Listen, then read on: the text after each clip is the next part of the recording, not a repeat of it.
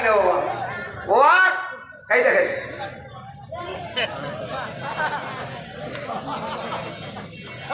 ক্যামেরায় ওয়াজ করি। আল্লাহ বাজেট করি এর ভিতরে দিবে, এ রিজার্ভেশন করি একে দিবে, এ আবার সিস্টেম করি এক দিবে। এখান থেকে বের হয়ে আসল সেন্টারে ঢুকবে মেমোরির মধ্যে, ওখান থেকে ডিজাইনেশন করে মুখ দিয়ে বেড়াইবে যাহা, বক্তা ওয়াজ করিবে তাহা।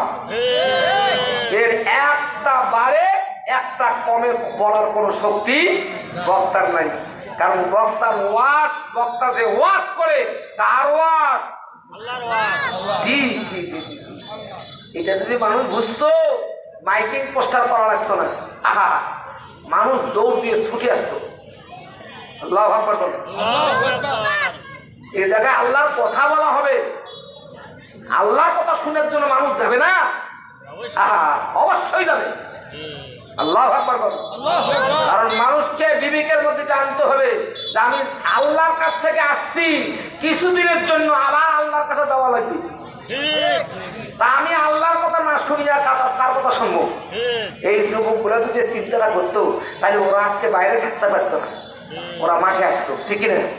দোয়া করি সবাই মাঠের মধ্যে এক এবং ন্যাক হয়ে বসার সুযোগ দান করুক আল্লাহ পাক। জোরে কানা আমিন, আরো জোরে কানা আমিন। বাবা, দাঁড়িয়ে কথা শোনার চাইতে বসে কথা শোনা অনেক ফজিলত।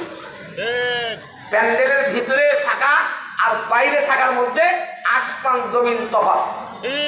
কারণ প্যান্ডেলের ভিতরের জায়গাটাকে আল্লাহ নবী জান্নাতের ঘোষণা দিয়েছেন। সুবহানাল্লাহ বলে।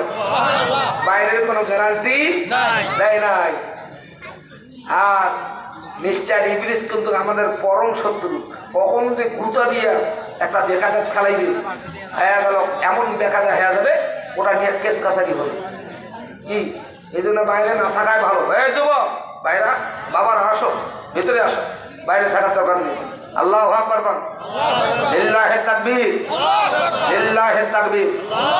দশাদ আমরা এরকম পড়ে গেছি ভাই, কি কব, কাক কব, কাই শোনে আর কাই মানে, এমন অবস্থার মধ্যে পড়ে গেছি। ভাইরা আমার, আবু জেহেল পেরে উঠতেছে না, যতই চেষ্টা করতেছে আমার বিশ্ব নবীকে এই পথ থেকে হাঁটানোর, সরানোর, দুনিয়া থেকে ইসলামকে নিশ্চিহ্ন করার, কোরআনকে নিশ্চিহ্ন করার, রাসূলকে নিশ্চিহ্ন করার কত না চেষ্টা করেছেন, কিন্তু পারে নাই। কেন পারে নাই? মহাবিশ্বের মালিক যিনি, আমার বিশ্ব নবীর বন্ধু তিনি। আল্লাহু আকবার। রাসূল আসতেছে, মেরাজ থেকে আসতেছে, আসার পথে আল্লাহ পাক একটা কদম মাত্র নিচে দিয়েছে, আল্লাহ আবার ব্যাক করে নিয়েছেন। আল্লাহু আকবার। আপনি শুনেন ভালো করে, অযথা টেনশন করার দরকার নেই।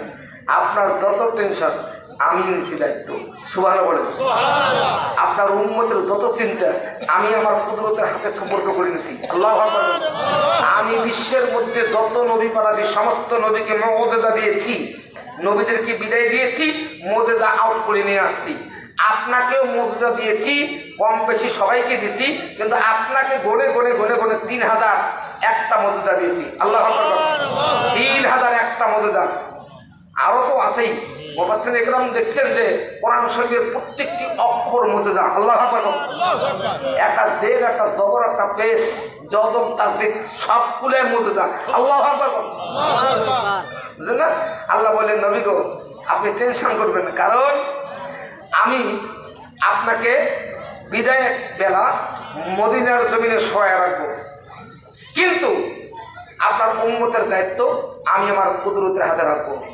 সুবহানাল্লাহ। কেন পৃথিবীর মানুষগুলো কিয়ামত রাত পর্যন্ত ওই জাতিকে উৎখাত করার চেষ্টায় থাকবে, আর আমি ওই জাতি দিয়ে মহাবিশ্বটাকে কন্ট্রোল করার চেষ্টা করব। কোন জাতি? মুসলমান। আল্লাহু আকবার। তাহলে উম্মতে মুহাম্মাদি ছাড়া পৃথিবী চলতে পারে না। আল্লাহু আকবার। নারায়ে তাকবীর, লিল্লাহি তাকবীর। আল্লাহ বলেন, নবীজি অযথা টেনশন করবেন না। আরো শুনেন, আপনার উপরে যে 3001টা মুজিজা আমি দিলাম, এই 3000 মুজিজা আমি আউট করে নিয়ে আসবো, কিন্তু একটা মুজিজা, যে মুজিজাটা আপনাকে আমি দিয়েছি, এইরকম মুজিজা পৃথিবীর কোন নবীকে দেয়নি। আল্লাহু আকবার। তামাম নবীর মুজিজা মোজেজা যদি এক জায়গায় করা হয়, আপনার উপরে যে কোরআন দিয়েছি এই কোরআন নামের মোজেজা যদি এক জায়গায় হয়, সমস্ত মোজেজার ঊর্ধ্বে যেটা বড় মোজেজা সেইটা হলো কোরআন। চিৎকার দিয়ে সুবহানাল্লাহ। কিয়ামত পর্যন্ত উম্মতে মুহাম্মাদি থাকবে যতদিন, এই কোরআন থাকবে জমিনে ততদিন। মহাবিশ্বের কাফের বেঈমান মুশরিকেরা নাস্তিকেরা যদি কোরআনকে বিদায় দেওয়ার চেষ্টা করে, ওরা পেরে উঠতে পারবে না। আল্লাহু আকবার, নারায়ে তাকবীর, লিল্লাহি তাকবীর। ছোট্ট একটা আয়াত কারিমা তেলাওয়াত করেছি সূরা আনকাবুত থেকে, উতলু মা উহিয়া ইলাইকা মিনাল কিতাব। আল্লাহু আকবার। কখন কোন টাইমে সমস্ত কথা বলার সুযোগ হবে না, কারণ আপনাদের মাহফিলে আমি 2 নম্বর মানুষ। 2 নম্বর শব্দের খুব খারাপ শব্দ। অভিশাপ করতে আমি সাহেব তোমার এলাকার এই লোকটা 2 নম্বর 2 নম্বর। তবে আমি খুশি, কারণ কি জানেন, দ্বিতীয় বক্তা হইলে, বিশেষ বক্তা হইলে তাড়াতাড়ি ওয়াজ শেষ করে গিয়ে একটু ঘুমানো যায়। ড্রাইভারও কাছে হুজুর প্রধান বক্তা না থাকা ভালো, দোয়া করেন তো কাল জন্য দ্বিতীয় বক্তা থাকি। আমি পোস্টার করে দেখতেছি আমি দ্বিতীয় বক্তা। ড্রাইভার মহা খুশি, কারণ এই বিগত কয়েকদিন প্রতিদিন নাইটে আসতেছি 5টা, 5:30, 5টা, 5:30, বুঝছেন? আরাম বিরাম বক্তা যে কি জিনিস এটা সবাই বোঝে না। মানুষ মনে করে বক্তা হওয়া দেখো পয়সা কামাই দেয়, খেলা আছে। তখন কোন দিন কোন জায়গায় মাহফিল হিসাব করি, ডায়েরি লেখা লাগবে এবং দৌড়া লাগবে। সরকার হইলেও পৌঁছিবার লাগবে। হ্যাঁ, আমার বন্ধুগণ ভালো করে বোঝেন, কাফের বেঈমান মুশরিকেরা বিশ্বনবীর তেলাওয়াতে কোরআন শোনার জন্য এক করে রাসূলের কাছে আসতো। আল্লাহু আকবার।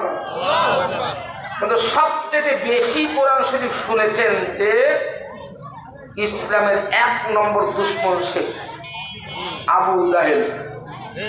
সারা রাত দাঁড়িয়ে কোরআন শরীফ শুনত।